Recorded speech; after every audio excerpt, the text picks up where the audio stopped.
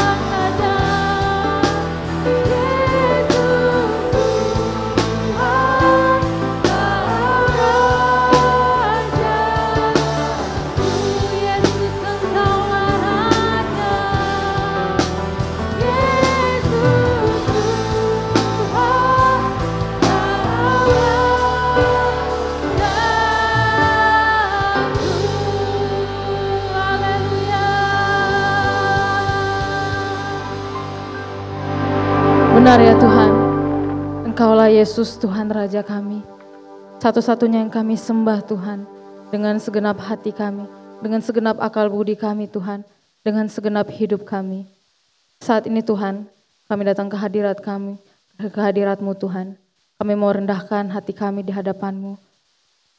Kami mau tundukkan hati kami Tuhan, biarlah Engkau yang menyertai kami. Terima kasih Bapa. Di dalam nama Yesus kami mengucap syukur dan berdoa. Haleluya. Amin. Shalom Bapak Ibu Saudara.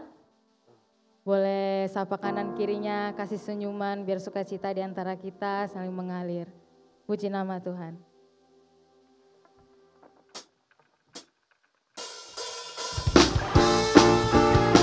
Kita mau angkat pujian kita kepada Tuhan. Karena indahnya kasih Tuhan di dalam hidup kita. Haleluya.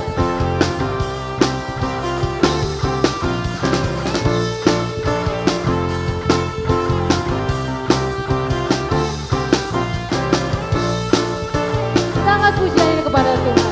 Alangkah indahnya hidup di dalam Tuhan. Alangkah indahnya hidup di dalam Tuhan. Dia mencurahkan berkat yang berlimpah. Alangkah indahnya jalan bersama Tuhan. Dia memberikan kuasa untuk menang. Yesusku, Yesusku dahsyat, ku tak ragu kepadamu. Kau Tuhan yang setia di pihakku. Yesusku dahsyat, tak terbendung kuasa-Mu. Kau yang terhebat, terbesar bagiku. Haleluya.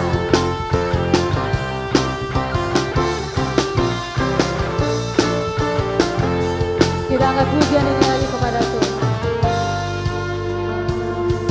Alangkah indahnya hidup di dalam Tuhan. Dia mencurahkan berkat yang melimpah. Alangkah indahnya jalan bersama Tuhan. Dia memberikan kuasa untuk menang. Yesusku dahsyat, ku tak ragu kepadamu.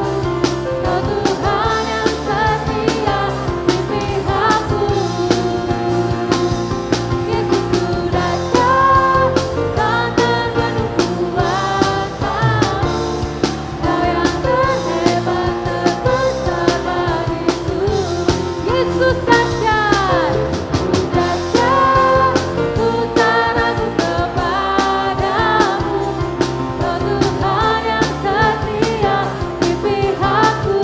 Katakan Yesus yang dahsyat.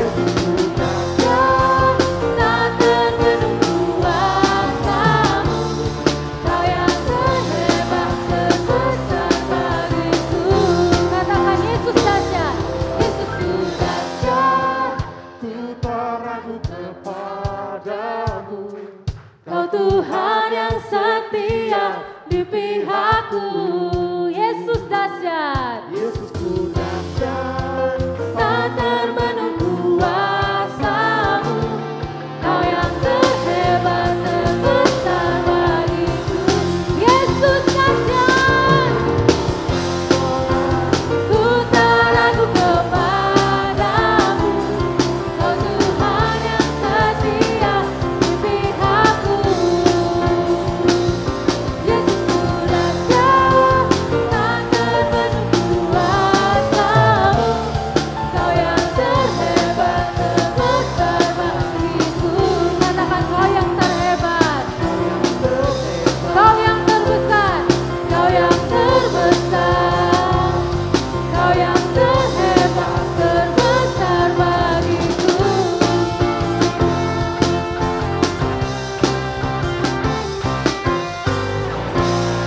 Haleluya, puji nama Tuhan. Dia Allah yang terhebat, Dia Allah yang terbesar di hidup kita. Alangkah indahnya kita berjalan bersama Tuhan. Karena Tuhan yang selalu menyertai kita. Dahulu, sekarang, dan selamanya Dia tidak pernah meninggalkan kita. Amin. Amin. Haleluya.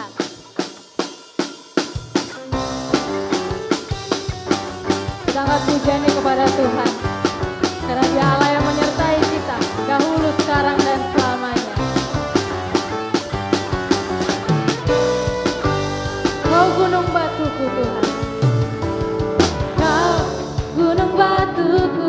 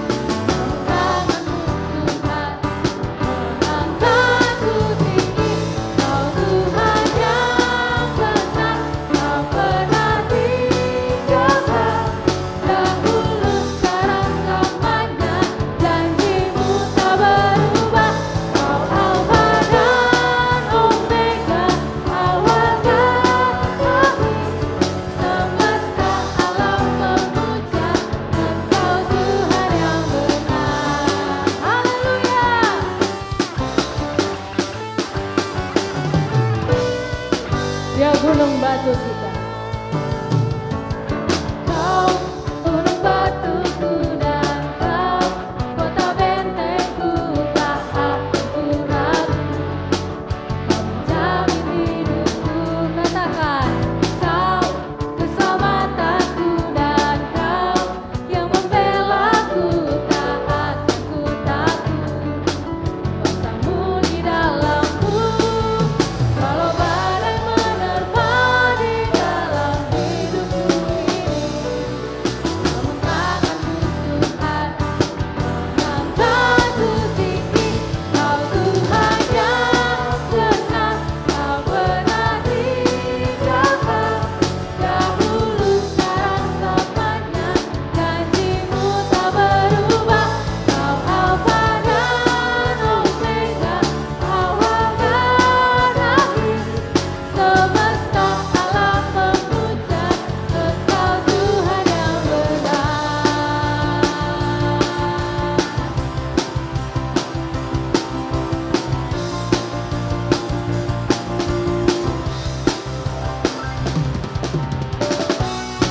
Dia adalah gunung batu kita, penyertaannya tidak berubah, dahulu, sekarang, bahkan sampai selama-lamanya. Mari kita angkat pujian ini kepada Tuhan. Walau badai menerpa di dalam hidupku ini, namun takkanku Tuhan, mengangkatku tinggi.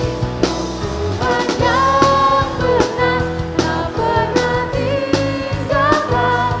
Dahulu, sekarang, selamanya, janjimu tak berubah. Kau Alfa dan Omega, awal dan akhir.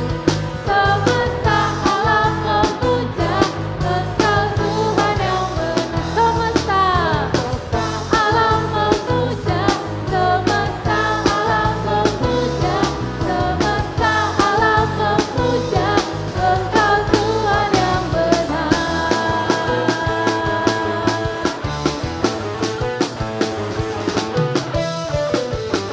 Haleluya, beri kemuliaan untuk Tuhan kita. Dia Allah yang terhebat, Dia Allah yang terdahsyat. Silakan duduk Bapak Ibu Saudara. Terima kasih ya Tuhan. Kami percaya Tuhan, janji-Mu yang tidak pernah berubah, dahulu, sekarang, dan selamanya. Engkau yang selalu beserta dengan kami Tuhan. Musim apapun yang kami lewati saat ini, kami percaya Engkau ada bersama-sama dengan kami. Terima kasih Tuhan.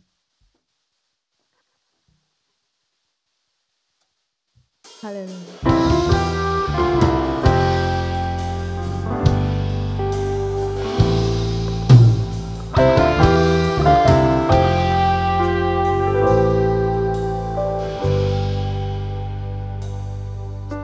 Sungguh besar setiamu,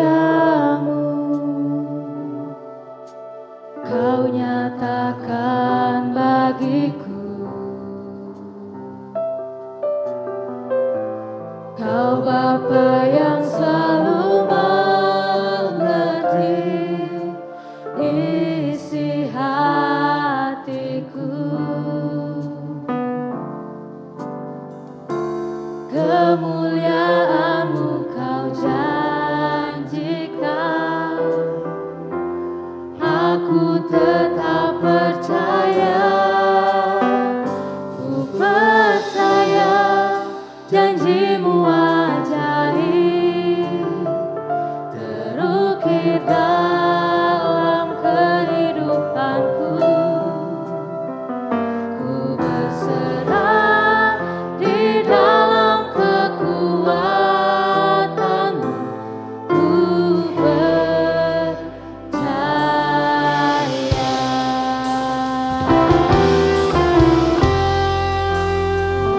Besar setia-Mu Tuhan dalam hidup kami. Besar kasih-Mu Tuhan di dalam hidup kami.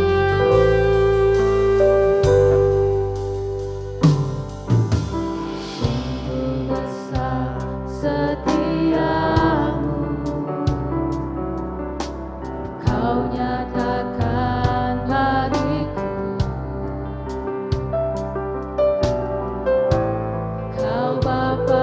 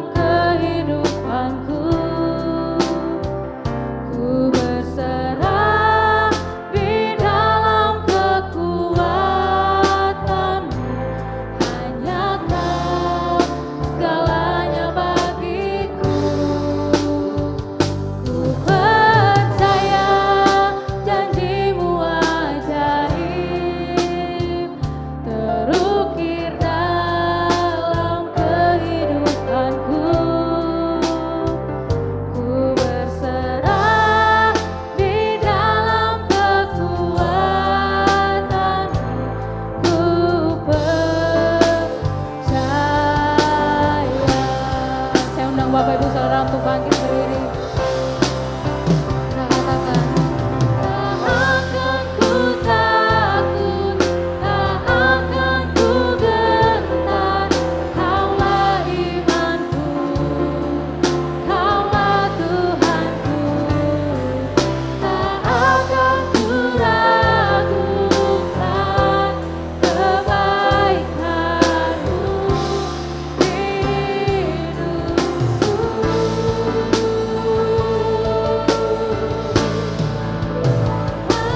percaya janji-Mu ajaib, terukir dalam kehidupanku.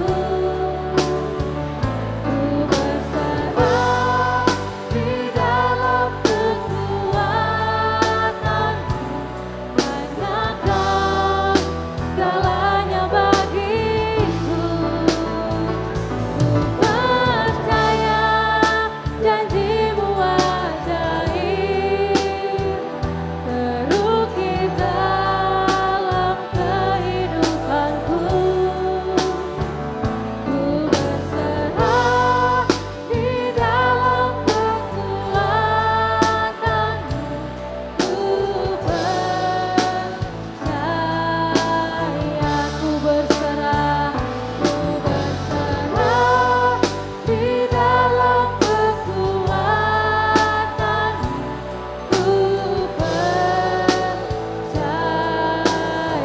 ku percaya, ku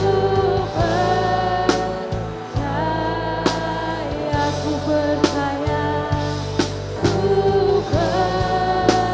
percaya.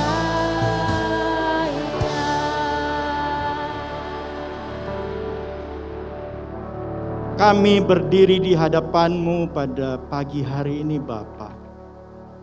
Kami menantikan Engkau berbicara kepada kami. Sudah banyak suara-suara di dunia ini yang kami dengar. Tapi pagi ini kami memberi hati kami memberikan hidup kami, seluruh keberadaan kami untuk mendengarkan Engkau berbicara. Ampunilah dosa dan salah kami, agar kami layak untuk mengerti maksud Tuhan.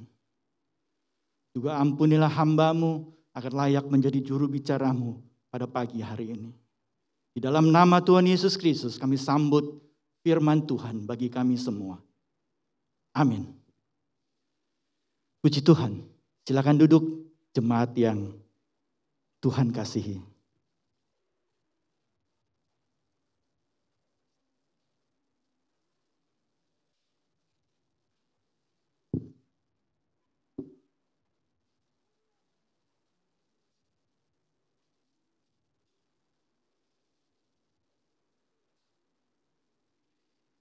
Bapak Ibu, jemaat Jelambar yang dikasihi Tuhan, kita sangat bersyukur kalau kita boleh ada di dalam ruangan ini pada pagi hari ini.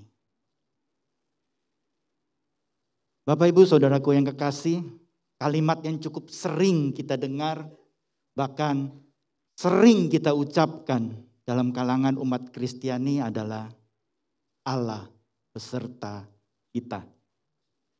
Dalam kalimat yang pendek ini mengandung harapan bahwa Allah menolong segala perkara, segala hal di dalam hidup umat Tuhan. Terkandung doa dan harapan bahwa Allah memberikan berkat-Nya bagi umat Tuhan. Hubungan antara umat Tuhan dengan Allah bagi orang Kristen digambarkan sebagai hubungan antara anak dengan bapaknya. Bapa yang penuh kasih selalu akan menolong, mencukupi, memperhatikan anak-anaknya. Demikian juga konsep ini masuk ke dalam pikiran umat Kristen. Bukanlah hal yang keliru, karena Bapa di surga sendiri berkata kepada kita, Bapamu yang di surga tahu apa yang engkau perlukan. Jika kamu yang jahat saja mengerti apa yang baik bagi anak-anakmu, apatah lagi Bapa yang di surga. Ia akan memberikan yang engkau minta, yang engkau butuhkan. Matius 6 ayat 22, Matius 7 ayat 11. Bapak Ibu Saudara yang kekasih, namun dalam kehidupan kita sehari-hari sering kita tidak merasakan Allah beserta kita. Disertai Allah seringkali dipahami oleh banyak orang ketika mereka mendapatkan berkat. Ketika mereka selamat dari musibah. Ketika mereka dapat sembuh dari sakit, berhasil menyelesaikan semua permasalahan hidupnya, berhasil lulus dari studi, mendapatkan pekerjaan yang diidam-idamkan, dipromosi naik jabatan, bahkan berhasil membangun rumah tangga yang harmonis. Sampai punya anak dan dicita-citakan bisa menikahkan anak sampai punya cucu. Itu namanya berhasil. Itu namanya disertai Allah. Itu pemahaman umum di kalangan kita. Sepertinya pemahaman itu berkata bahwa disertai Tuhan berarti mampu hidup nyaman tanpa berkekurangan. Banyak orang tidak dapat merasakan itu. Banyak orang berdoa. Banyak orang berharap. Tetapi kok Tuhan seolah-olah tidak menjawab. Dia sudah berdoa. Dia sudah belajar untuk berharap kepada Tuhan. Tetapi seakan-akan Tuhan jauh untuk menolong dan memperhatikan dia. Apa yang didoakan dan diharapkan belum pernah ia dapat. Bahkan yang sakit merasa kok saya tidak sembuh-sembuh. Gagal dalam studi, gagal dalam rumah tangga, gagal dalam bisnis. Berbagai kegagalan-kegagalan bisa timbul di dalam hidup manusia. Sehingga Allah beserta kita itu seolah-olah seperti kalimat klise.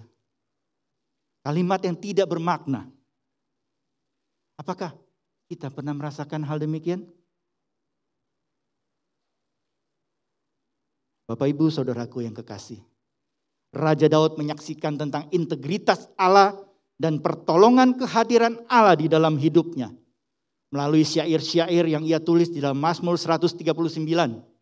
Raja Daud berkata, Tuhan, Engkau mengetahui kalau aku duduk atau berdiri.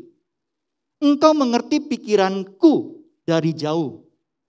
Engkau memeriksa aku kalau aku berjalan atau berbaring. Segala jalanku kau maklumi. Dari belakang dan dari depan engkau mengepung aku. Engkau mengelilingi aku. Engkau menaruh tanganmu ke atas aku.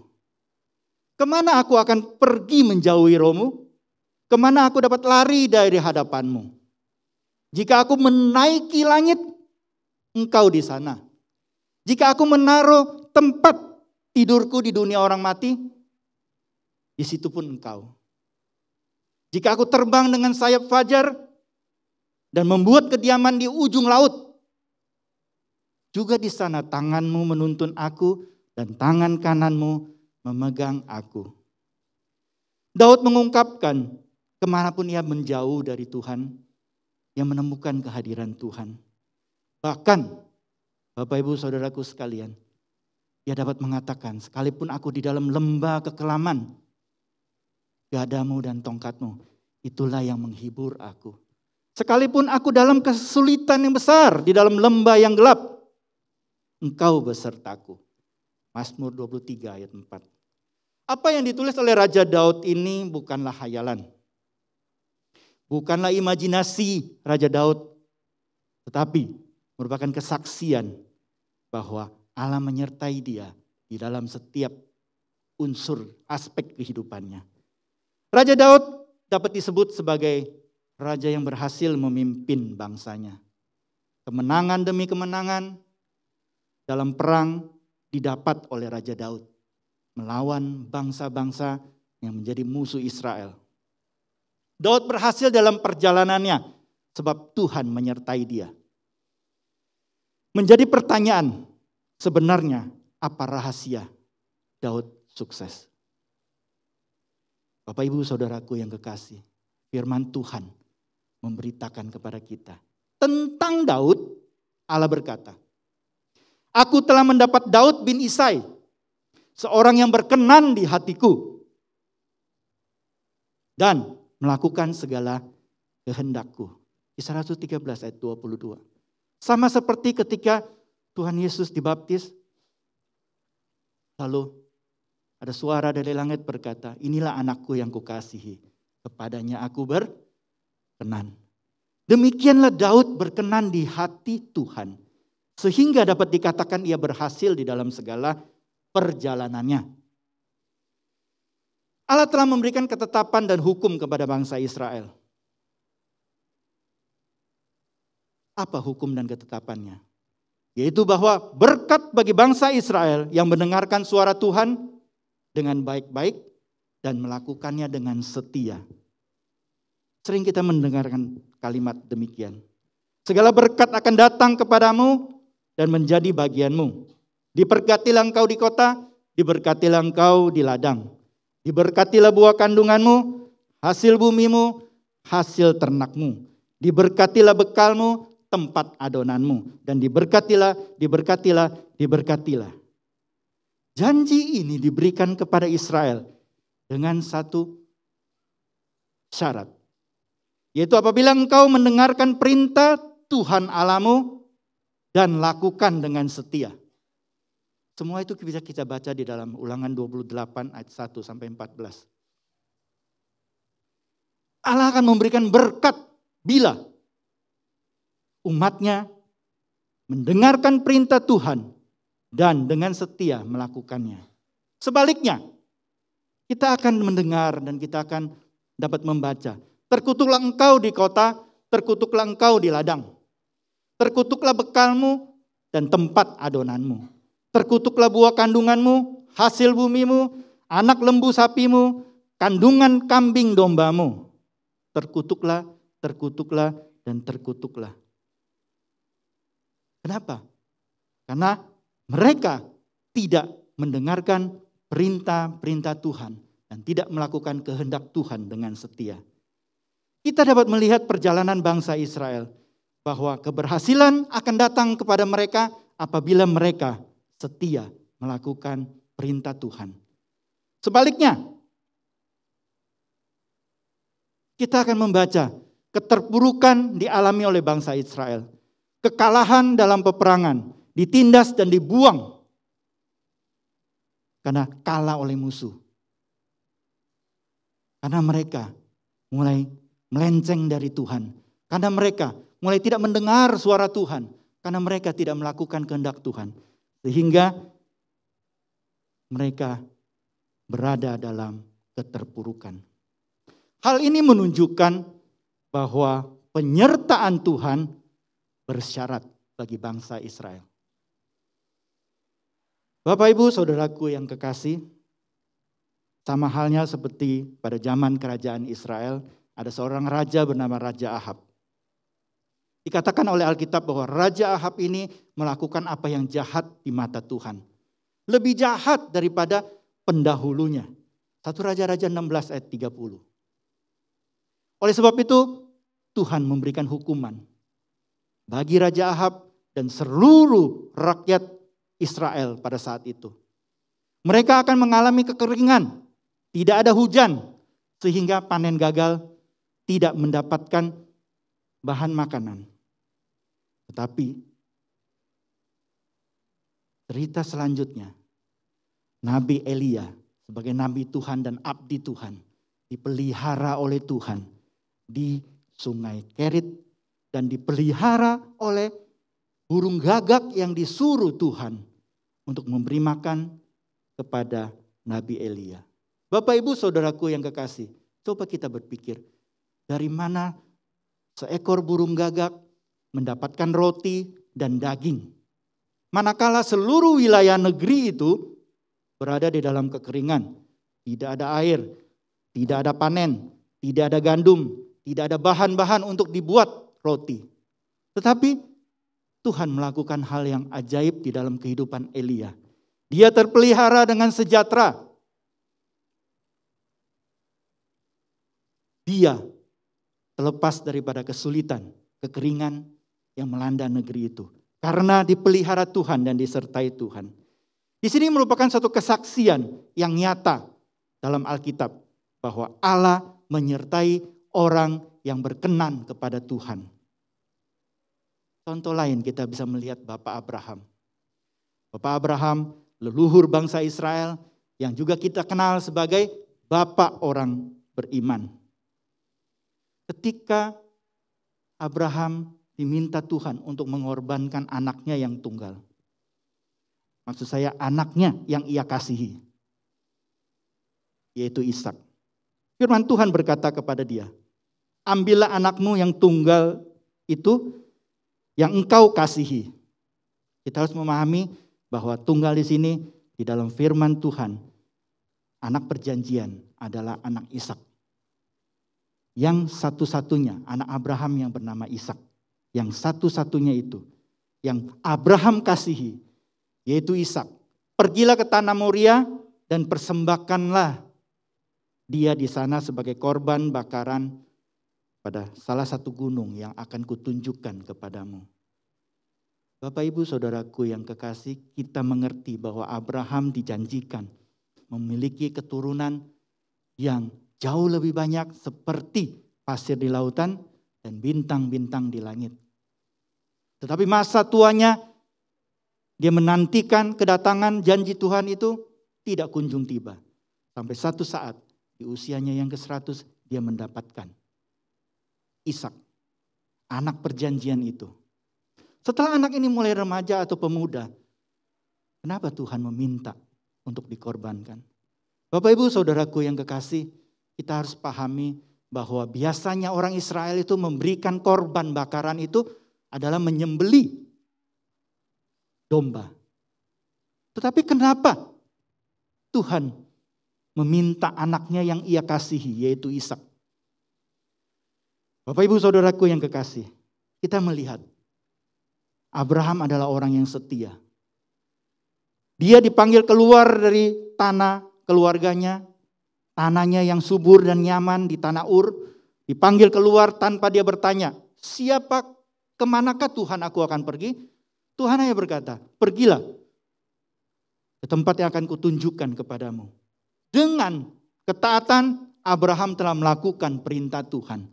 Dia pergi, keluar dari kenyamanannya di tanah Ur.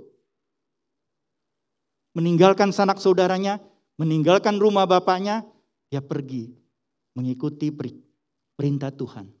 Di dalam perjalanan, sudah punya anaknya susah, diminta pula. Tapi kita membaca Alkitab, kita mencatat bahwa Abraham melakukan apa yang diperintahkan Tuhan. Ia berangkat bersama Ishak, anak yang ia kasihi. Dengan membawa kayu bakar, api dan pisau. Itu keperluan untuk membuat korban bakaran. Coba kita bayangkan. Kita punya anak yang kita kasihi, kalau sakit saja, kita bisa ikut tidak tidur ya. Kita bisa perhatikan dia. Kita bisa susah hati. Bagaimana susah hatinya Abraham ketika berjalan bersama Ishak. Yang dia tahu Tuhan menyuruh untuk membunuh anak ini dan dipersembahkan di mezbah korban bakaran. Siapakah yang sanggup menerima ini? Bapak Ibu, saudaraku yang kekasih, saya akan membawa kita kepada perasaan Abraham. Yang begitu taat dan submit, nurut tanpa ragu-ragu kepada Allahnya. Tanpa curiga sedikit pun, dia lakukan perintah ini. Padahal dia tahu, itu adalah bagian yang dia kasihi. Beda dengan kita. Kita diminta untuk meninggalkan dosa yang notabene dalam pikiran kita. Oh, itu mah kesenangan saya. Itu kan hobi saya. Kita aja susah loh. Apalagi ini Abraham diminta untuk mengorbankan anaknya. Mari kita lihat terus. Ketika mereka berjalan, sudah 3 hari lamanya mereka berjalan, Tuhan menunjukkan satu tempat untuk dia buat mezbah. Ishak bertanya kepada bapaknya. Kayu bakar sudah ada. Api sudah ada. Di mana domba yang akan disembeli untuk korban bakaran? Orang tua mana yang bisa menjawab pertanyaan ini? Orang tua mana yang bisa menjelaskan?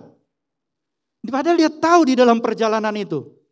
Anakku, engkaulah dombanya. Sakit sekali. Tetapi Bapak Ibu Saudaraku yang kekasih. Kita membaca Abraham menjawab apa? Allah yang akan menyediakan domba. Allah yang akan menyediakan domba untuk korban bakaran baginya. Anakku.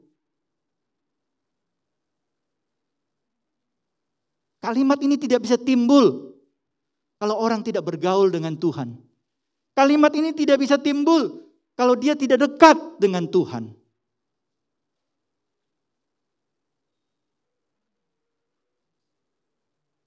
Sesuatu yang kita senangi saja, yang notabene tidak dikehendaki oleh Tuhan, menurut kita adalah hal-hal biasa saja. Saya punya hobi, saya mau main, saya mau beli ini, saya mau beli itu, saya menyenangi sesuatu. Misalnya saja, kita hobi apa? Ada teman-teman saya yang hobi badminton. Apapun dia akan bisa korbankan kalau dia jadwalnya main badminton. Tetapi segala macam alasan bisa saja ia kemukakan kalau diminta untuk melayani di gereja. Nah, ini adalah satu contoh yang berkontradiksi, berbeda jauh, bertolak belakang dengan apa yang Abraham alami. Allah akan menyediakan anak domba untuk korban bakaran baginya, anakku. Pernyataan ini, jawaban ini timbul dari hati yang memiliki pergaulan dengan Tuhan. Yang tahu persis siapa Allahnya. Yang tahu persis bagaimana Allahnya bertindak. Kalau kita berteman saja, kita tahu. Begitu teman kita ngomong A, kita bisa tahu. Maksud dia ini pasti begini. Atau kita suami istri. Ya, atau kita anak dengan bapak. Anak dengan ibu. Ya, ada anak-anaknya yang begitu mamanya mengkeritkan dahinya, anak ini sudah tahu, mama saya marah ini. Bapak Ibu mengerti maksud saya? Nah, demikian juga ini. Abraham tanpa curiga kepada Tuhan. Kok lucu ya, biasanya saya harus mengorbankan domba, sekarang kok dia minta anak saya. Bapak Ibu Saudaraku yang kekasih, ini menunjukkan bahwa Abraham tidak ragu-ragu dan percaya 100% kepada Tuhan. Oleh sebab itu, ia disebut Bapak orang percaya. Luar biasa. Haleluya. Puji nama Tuhan. Karena Tuhan tidak pernah membiarkan kesengsaraan bagi anak-anaknya. Kita membaca, di atas gunung yang mungkin saja tidak ada penghuni, tidak ada pemukiman penduduk. Tetapi pada saat Ishak sudah diletakkan, sudah diikat. Alkitab mencatat dengan detil loh. Abraham membangun mezbah dari batu-batu tentunya. Abraham mengikat Ishak lalu meletakkannya di atas mezbah yang ia bangun. Detil. Begitu pisau mau menyentuh Ishak, ada suara malaikat berkata, "Jangan kau bunuh anak itu. Sekarang aku sudah tahu bahwa engkau tidak segan-segan untuk menyerahkan anakmu yang tunggal kepadaku." Kejadian 22 ayat 12. Allah bertindak tepat pada waktunya. Sebelum korban itu betul-betul disembelih, Allah bertindak. Dan kita melihat di gunung yang sepi dan mungkin saja tidak ada penghuni karena mereka berjalan 3 hari lamanya untuk menuju tempat itu. Ada domba yang tersangkut belukar tanduknya itu. Lalu Abraham mengambil domba itu dan menyembeli domba itu sebagai pengganti anaknya, sebagai korban bakaran. Bapak, Ibu, Saudaraku yang kekasih, siapa yang membuat domba itu tersangkut belukar? Dari mana datangnya domba itu? Sulit kita pahami. Tetapi jemaat yang Tuhan kasihi, ketahuilah, kita harus meyakini bahwa Allah yang menyediakan. Allah yang menyediakan dengan cara-caranya yang ajaib. Allah yang akan menyediakan dengan cara-caranya yang luar biasa. Oleh sebab itu, Abraham menamai tempat itu Tuhan menyediakan. Yehova Jireh. Pernahkah kita juga mengalami hal seperti demikian? Begitu kita mendapatkan masalah, kita seolah-olah jalan kita buntu, kita punya persoalan, tetapi Tuhan menolong kita dengan cara-cara yang luar biasa. Sama halnya pagi hari ini, kita menikmati suasana yang nyaman di dalam ruangan ibadah pada pagi hari ini. Tuhan telah menyediakan yang baik bagi jemaat Jelambar di tempat ini. Tuhan telah mempersiapkan tempat-tempat yang baik dan cocok bagi umatnya. Bapak, Ibu, Saudaraku yang kekasih, tempat ini bukan hanya dapat datang begitu saja, tetapi Tuhan menaruh hati-hati yang cinta kepada Tuhan di dalam jemaat ini, sehingga tempat ini bisa dibangun. Dan tadi saya katakan bahwa tempat ini luar biasa. Allah menyediakan bagi jemaatnya di tempat ini. Tetapi saya ingin katakan bahwa hati kita, karakter kita, keberadaan kita di hadapan Tuhan jauh lebih penting bagi Tuhan. Mari kita lanjutkan lagi. Tidak jarang orang merasa bahwa Tuhan tidak menolong. Tuhan seakan-akan jauh. Kadang dia jawab doa saya, kadang tidak. Khotbah-khotbah di gereja sering memberitakan bahwa Allah itu penuh kasih. Allah itu panjang sabar.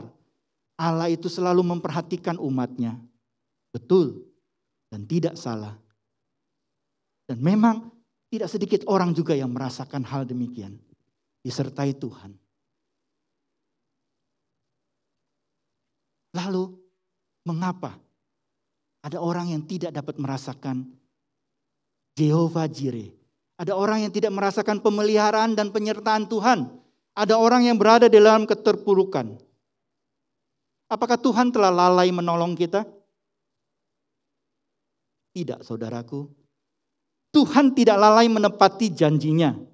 Sekalipun ada yang menganggapnya sebagai kelalaian. Tetapi ia sabar terhadap kamu. Karena ia menghendaki supaya jangan ada yang binasa, melainkan semua orang berbalik dan bertobat. Allah tidak berubah. Dahulu ia adalah Allah yang setia dan adil. Dahulu ia Allah yang memperhatikan dan memberikan penyediaan yang cukup bagi umatnya.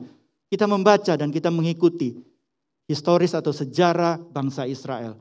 Allah memenuhi kebutuhan mereka. Dan Allah berbuat sesuatu yang luar biasa. Allah menolong mereka. Itu tidak berubah.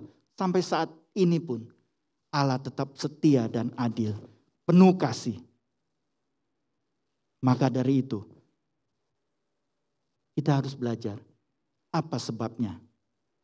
Apa yang menjadi persoalan kita seolah-olah Tuhan tidak menyertai kita. Kesaksian-kesaksian di dalam kitab suci baik Abraham, Daud, Elia menunjukkan bahwa Allah telah menyertai mereka. Mereka adalah orang-orang yang melakukan kehendak Tuhan. Kalau kita membaca sejarah dari Sadrak, Mesak, dan Abednego, bagaimana mereka bisa mempertaruhkan nyawanya untuk tidak menyembah Tuhan.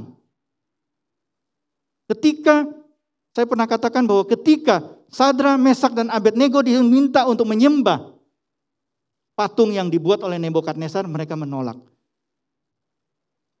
Ganjarannya apa kalau menolak? dibuang ke dalam dapur api yang berlipat-lipat panasnya. Apa yang mereka lakukan? Dan apa yang mereka katakan kepada Raja Nebukadnezar, Raja Babel itu? Sekalipun Tuhan kami tidak menolong kami tidak akan menyembah patung yang Tuanku buat. Luar biasa Bapak Ibu Saudaraku yang kekasih. Pemahaman yang demikian itu tidak lahir begitu saja. Kita tahu mereka adalah orang-orang yang setia melakukan kehendak Tuhan. Mereka adalah orang-orang yang setia dan selalu bergaul dengan Tuhan. Betapa luar biasanya mereka yang bergaul dengan Tuhan, disertai oleh Tuhan. Kita juga ingin mengalami hal dahsyat begitu bukan? Kita ingin Tuhan menolong kita?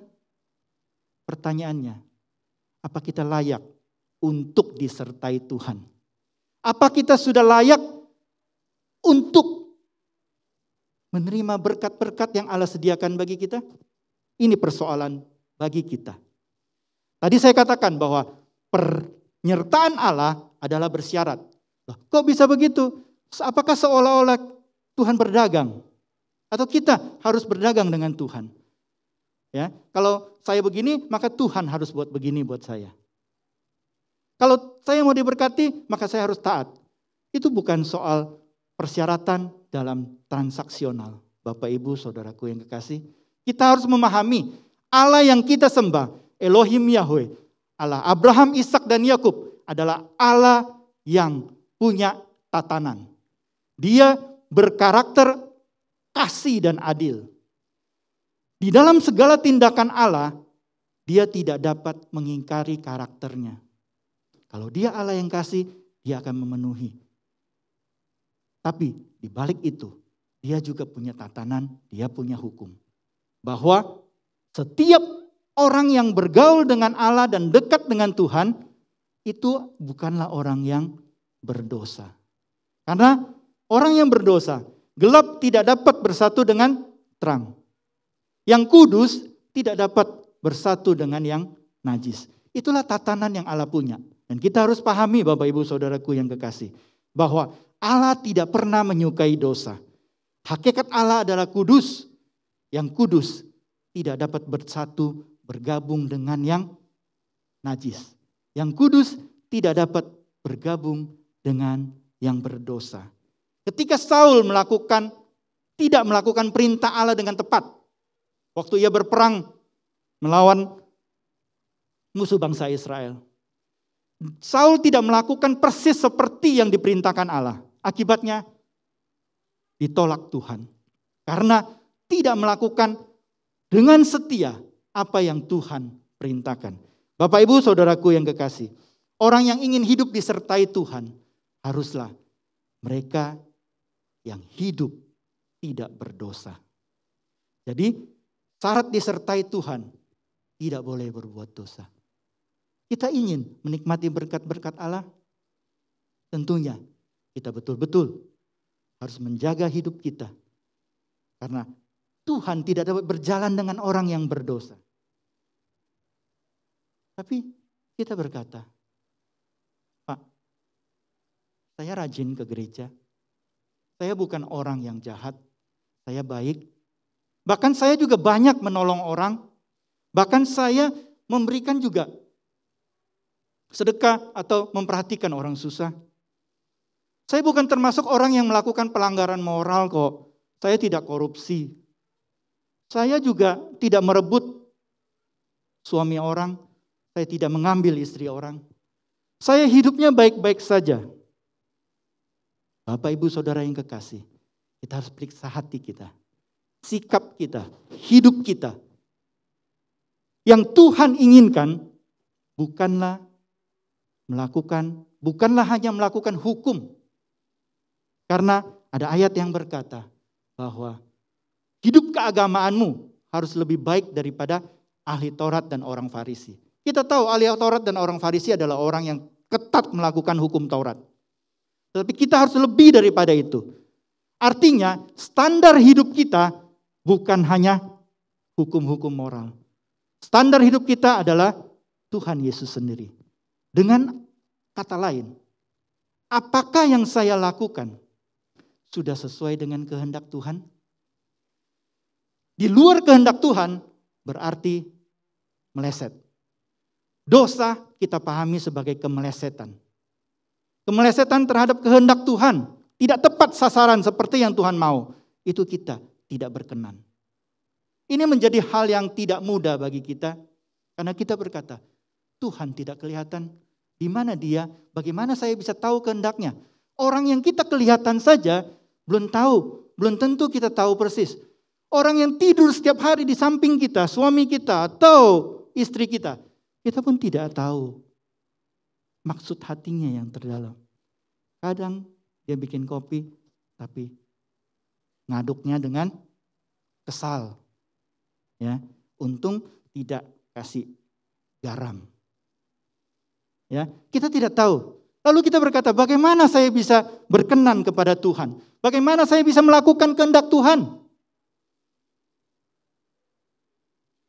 Tokoh-tokoh Alkitab mengajarkan kepada kita, mereka hidup bergaul dengan Tuhan. Kita tidak bisa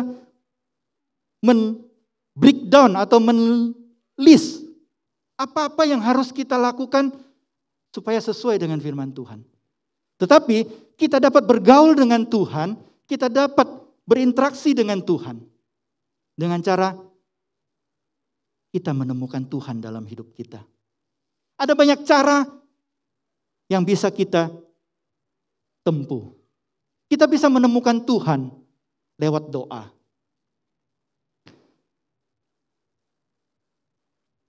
Kita bergaul dengan Allah, kita menemukan Tuhan lewat doa. Orang Kristen harus senang berdoa. Berdoa bukan hanya saat kita mau makan, atau mau tidur, atau bangun tidur. Bukan saja berdoa pada saat kita menghadapi masalah, menghadapi kesulitan, atau bukan saja kita berdoa bersyukur kalau Tuhan sudah berkati saya. Tetapi kita harus selalu berinteraksi dengan Tuhan. Kita harus menjaga hubungan kita dengan Tuhan. Itu tadi saya katakan bahwa orang yang tidur di sebelah kita setiap hari saja, kita sudah bergaul dengan dia, hidup bertahun-tahun, berpuluh-puluh tahun, mungkin kita tidak mengerti maksud hatinya. Tapi paling enggak ada yang kita tahu. Begitu dia cembetut, kita tahu, saya salah apa ya? Kok sampai dia cembetut?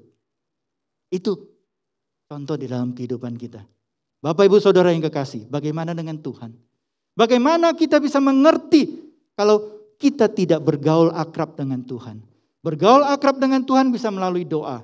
Oleh sebab itu, sangat saya sarankan, jemaat Jelambar yang dikasihi Tuhan, jangan kita tinggalkan momen-momen doa di tempat ini. Seandainya ada ibadah doa, kebaktian doa, kalau usahakan kita ikut. Karena dengan berdoa bersama-sama, itu akan menstimulasi kita, membentuk kita untuk bisa akrab bergaul dengan Tuhan. Saya mengajarkan anak saya, yuk bangun tidur, lipat selimut. Papa, ngapain dilipat? Toh nanti saya pakai lagi. Oh, soal kamu pakai lagi, itu urusan belakang. Tetapi dengan kamu melipat selimut, kamu sudah membangun habit, membangun karakter kamu untuk selalu rapi. Nah, Bapak Ibu Saudaraku yang kekasih, ibadah doa, demikian juga. Dengan ibadah doa, kita berdoa bersama-sama, itu akan melatih kita untuk bisa betah berdoa. Untuk bisa kita melakukan hubungan dengan Tuhan. Proses itu memang tidak mudah Bapak Ibu Saudaraku, karena banyak sekali orang Kristen yang tidak betah berdoa.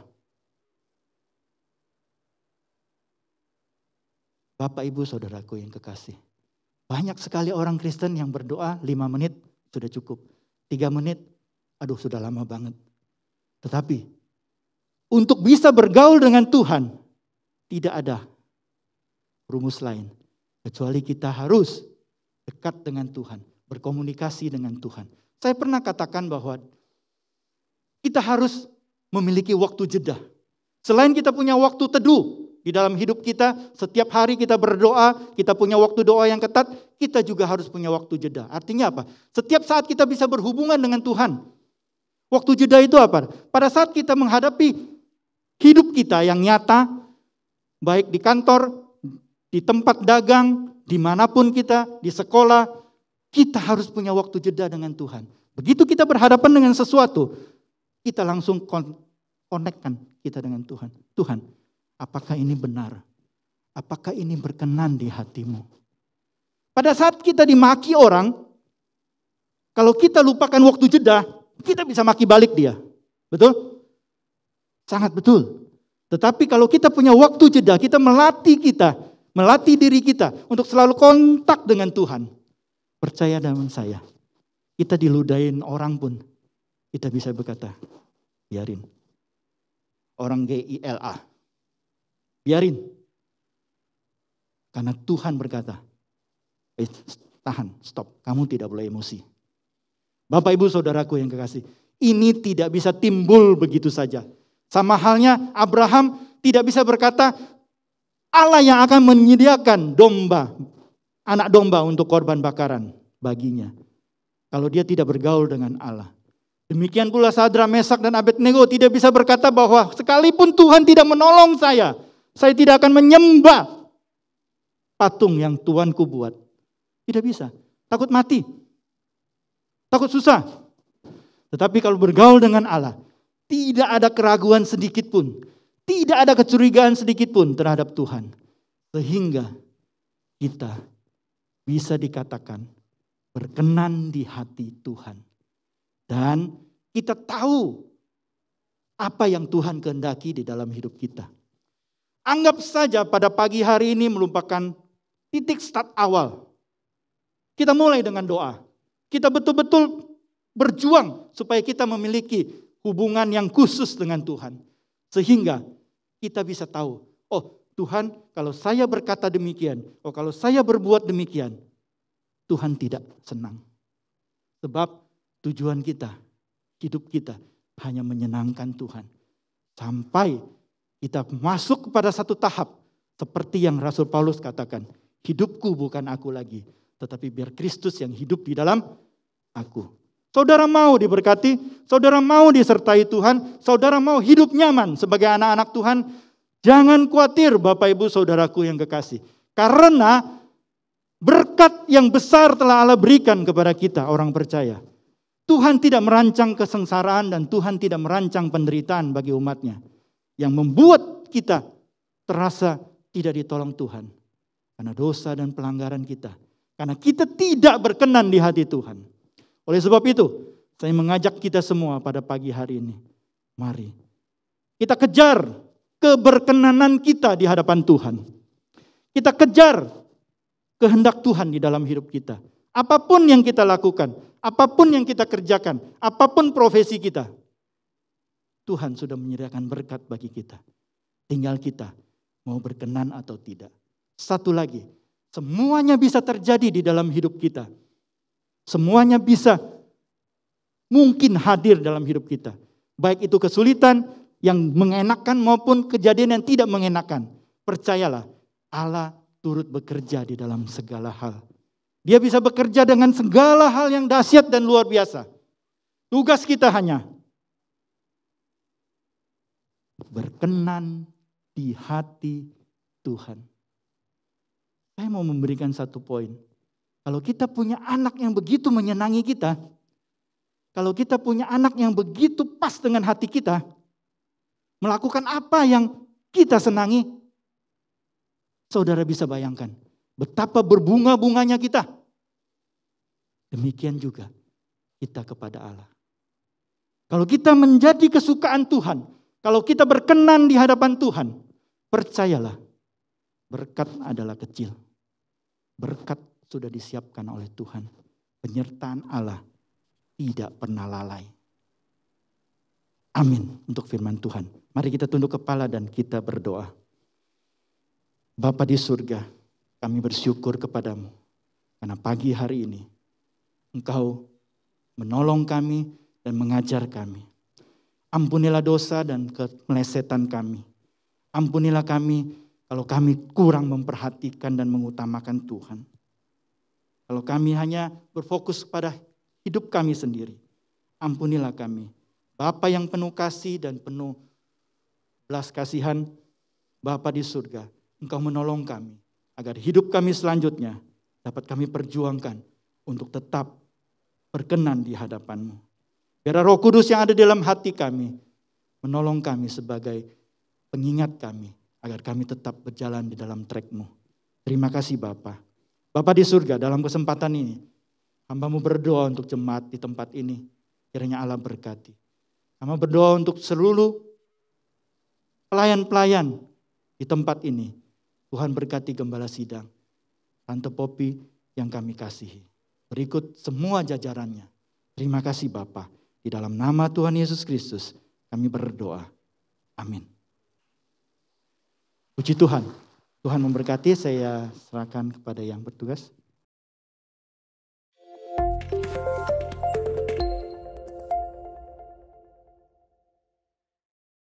Shalom, puji nama Tuhan.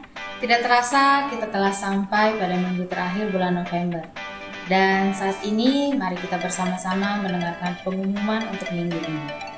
Siang ini akan ada ibadah remaja pada pukul 12 siang di lantai 2 yang akan dilayani oleh Host Sandi dengan tema Food for Life. Kemudian pada hari Rabu tanggal 30 November, ibadah WBI diadakan di Gedung 35 yang akan membahas tentang wanita yang membangun relasi. Ibadah ini akan dilayani oleh Ibu Bertina pada pukul 5 sore. Ibadah doa Kamis akan diadakan di Gedung 35 pada pukul 4:30 sore. Dan pada hari Minggu, ibadah raya akan diadakan pada pukul 8 pagi dengan tema Damai Sejahtera.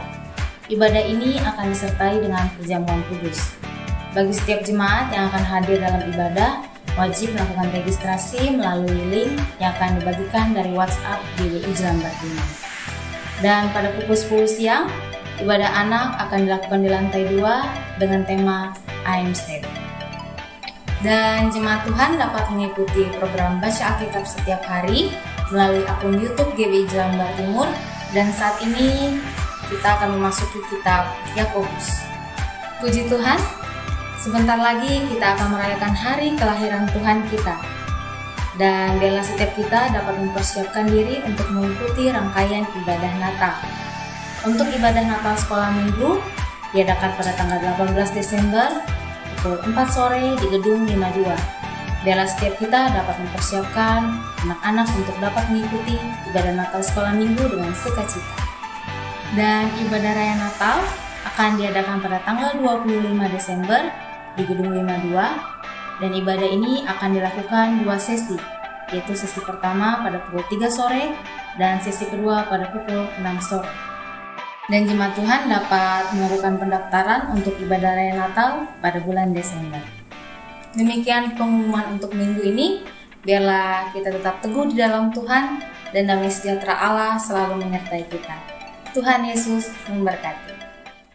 Puji nama Tuhan.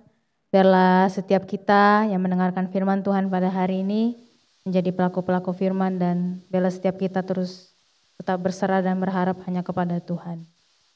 Kami mengucapkan terima kasih kepada Bapak Gunawan Chandra untuk pelayanan firman Tuhan pada hari ini. Tuhan Yesus memberkati.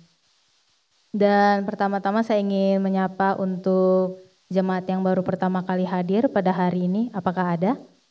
Bisa lambaikan tangan. Puji nama Tuhan. Haleluya. Selamat datang untuk jemaat yang baru pertama kali hadir pada hari ini. Dan selamat bergabung dalam jemaat Jelambar Timur. Haleluya. Dan saat ini untuk pengumuman tambahan.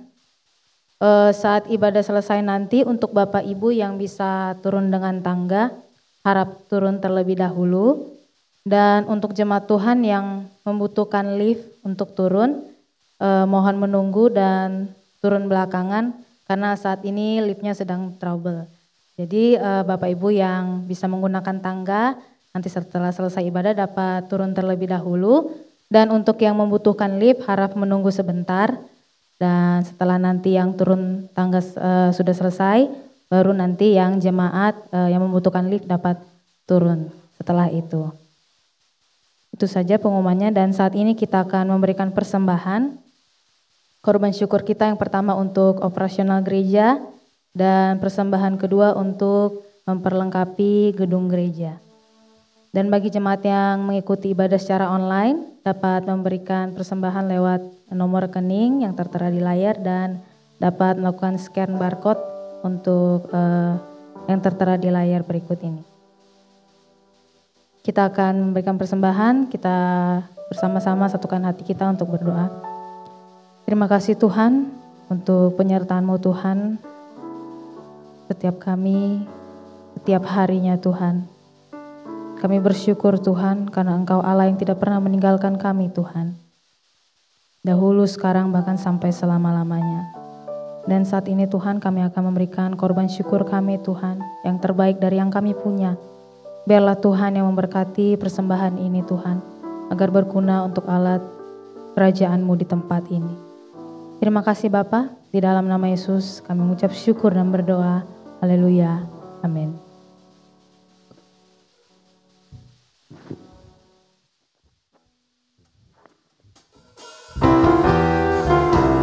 Kita angkat pujian kepada Tuhan.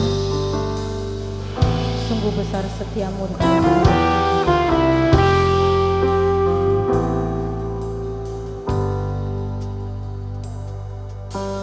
Sungguh besar setiamu, Kau nyatakan bagiku. Kau Bapa yang selalu mengerti isi hatiku. Kemuliaan-Mu Kau janjikan, aku tetap percaya. Ku percaya janji-Mu ajaib, terukir dalam kehidupanku. Ku berserah di dalam kekuatan-Mu. Ku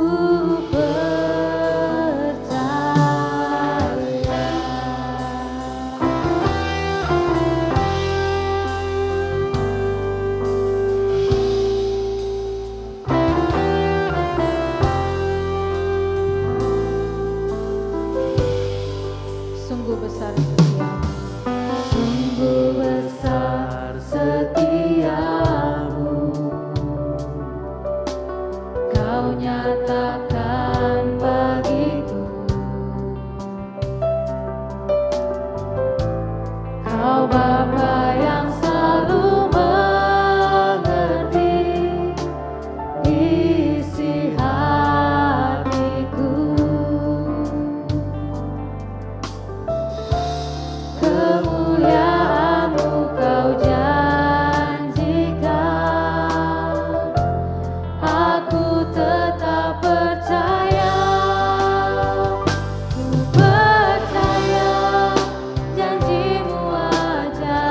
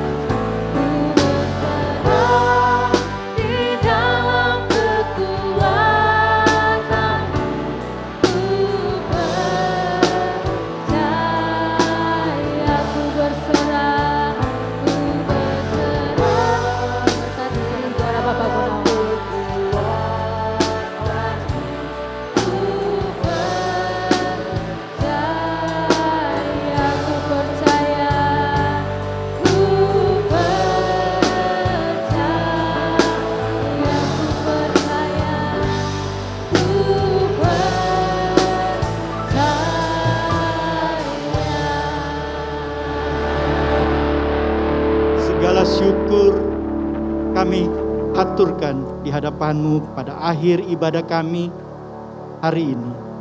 Bapa di surga, kami bersyukur atas lawatan-Mu, atas pembelajaran yang Tuhan berikan kepada kami. Bapa di surga, kiranya kasih dan kemurahan Allah, Roh Kudus yang dimateraikan di dalam hati kami, tetap menolong kami untuk menjadi pelaku-pelaku firman. Bapa di surga, kami berdoa untuk pelayanan di tempat ini, gereja kami, Gereja Bethel Indonesia Jelambar Timur. Kiranya Allah sendiri yang beracara di dalam semua program, di dalam semua kegiatan yang telah direncanakan oleh hamba-hamba-Mu. Kiranya tempat ini jadi tempat orang mengenal Tuhan. Tempat ini menjadi tempat jemaat-Mu mempersiapkan diri untuk dapat layak masuk di dalam kerajaan-Mu, di dalam kehidupan yang akan datang. Langit baru dan bumi baru yang kami nanti-nantikan. Agar kami dapat bertemu dengan Tuhan kekasih kami. Hidup dalam kekekalan dan hidup dalam keabadian. Terima kasih Bapa, terima kasih. Jemaat yang Tuhan kasih. Mari kita mengarahkan hati dan pikiran kita. Kita mengangkat tangan kita di hadapan Tuhan. Biarlah Allah memberkati kita. Allah menolong kita, keluar masuk kita. Allah menyertai kita. Kiranya segala berkat dari Allah Bapa di surga, kasih dan kemurahan dari Tuhan kita Yesus Kristus dan persekutuan dengan Roh Kudus yang kuat menolong kita mulai saat ini sampai selama-lamanya. Haleluya.